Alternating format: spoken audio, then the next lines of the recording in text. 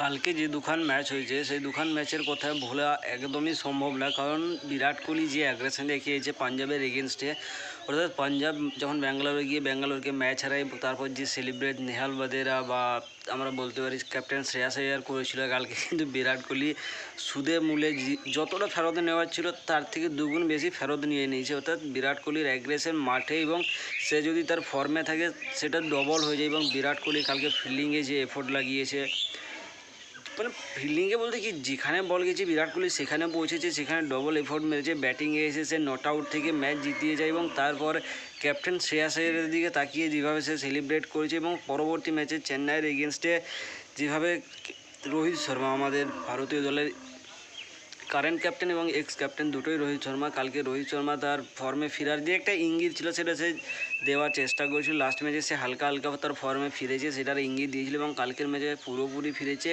সেটা সবাইকে জানিয়ে দিয়েছে। এবং বাকিবাদ আইপিএলের ম্যাচগুলো রোহিত শর্মার ফর্ম কীরকম থাকবে সেটা আলাদা কথা, কিন্তু কালকের ম্যাচে সিএসকের এগেনস্টে যে নট আউট ইনিংসটা খেলে গিয়েছে সেটা কিন্তু অনেকের কাছে একটা জবাব হয়ে দাঁড়িয়েছে যে রোহিত শর্মা ভালোই, মানে নর্মালি রোহিত শর্মা কিছুদিনের জন্য আউট অফ ফর্ম গিয়েছিল, কিন্তু সে কামব্যাক করেছে এবং তার কামব্যাক কতটা ভয়ঙ্কর বা কতটা শক্তিশালী হতে পারে কালকের ইনিংসটা তার যথেষ্ট জবাব।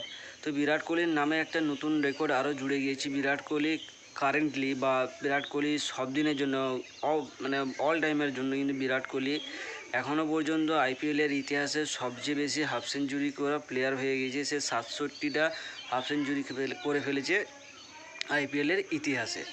এবার বিরাট কোহলির যে রান রয়েছে, বিরাট কোহলির যে মানে কি বলবো, চেজিং সাইডের তরফ থেকে যে রান রয়েছে বা লুজিং সাইডের তরফ থেকে যে রান রয়েছে, টিমের জন্য যে অবদান রয়েছে, সেটা তো একটা আলাদা লেভেল বা আলাদা পর্যায়ে, যেখানে যেটা আনম্যাচেবল বা কোনো দিন হয়তো ভেঙে যাবে। কিন্তু এই যে তার এখন যে ফর্ম আমরা দেখেছি, যে অ্যাগ্রেশন আমরা দেখেছি মাঠের মধ্যে, সে যেভাবে সেলিব্রেট করে, কালকে তো রোমেরিও শেফার্ডের কোলে চেপে গিয়েছিল। রোমেরিও শেফার্ড ভাবছে যে উইকেটটা আমি নিলাম না, বিরাট কোহলি নিল। কারণ অ্যাকচুয়ালি যারা উইকেট নেয় তাদেরকে সবাই কংগ্রাচুলেট করে বা হ্যান্ডশেক করে, এই দিকে বিরাট কোহলি রোমেরিও শেফার্ডের কোলে চেপে সেটা সেলিব্রেট করেছে।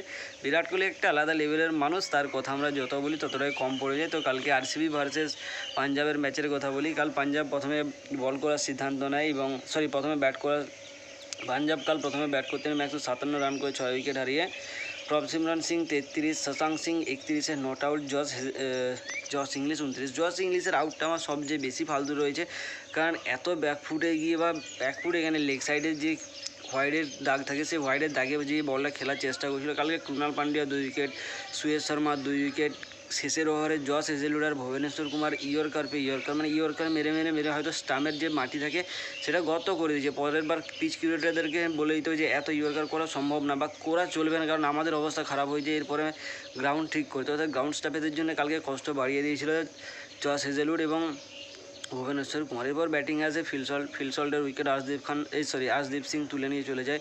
পরবর্তীতে উইকেট যায়ই না, অর্থাৎ দেবদূত পাডিকল এবং বিরাট কোহলির সঙ্গে একটা বড়সড় পার্টনারশিপ করে ফেলে। তার আগে বলে রাখা ভালো যে রোমেরিও শেফার্ডও কিন্তু কালকের ম্যাচে একটা উইকেট নিয়েছিল। বিরাট কোহলি কাল 73 রানে নট আউট ইনিংস খেলে, দেবদূত পাডিকল 61, রজত পাটিদার 12। ফিলসল্টের খাতা কালকে প্রায় খুলেনি বললেই চলে। এদিক থেকে হারপ্রীত বার 1 উইকেট, আর্শদীপ সিং 1 উইকেট এবং ইউজবেন্দ্র চাহাল 1 উইকেট তুলে নেয়।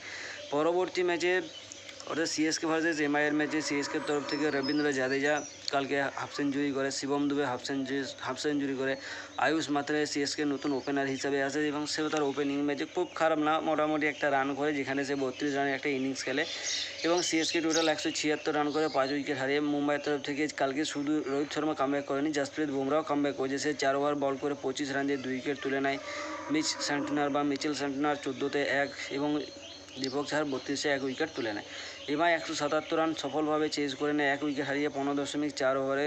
রোহিত শর্মা 76-এ নট আউট, সূর্যকুমার যাদব 68-তে নট আউট এবং রায়ান রিকেলম্যান 24 রান করে এবং সিএসকের তরফ থেকে একমাত্র বোলার রবীন্দ্র জাদেজা যে 1 উইকেট তুলে নেয় 28 রান দিয়ে। কালকের ম্যাচ আমার তো বসিয়ে গিয়েছে, কারণ ডবল হেডার ছিল। কালকে ডবল হেডারটা মজা দিয়েছে।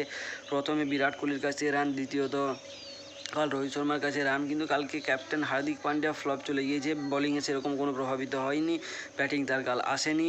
অর্থাৎ মুম্বাই ইন্ডিয়ান্স যদি এরকম খেলে, মুম্বাই ইন্ডিয়ান্স কিন্তু প্লে অফের জন্য কোয়ালিফাই করা যাবে। বাকি বাদ আজকের ম্যাচে দেখা যায়। এলএসজি ভার্সেস কেকেআরের ম্যাচ আছে, সম্ভবত এলএসজি ভার্সেস কেকেআরেরই ম্যাচ আছে, তো দেখা যাক কী হয়।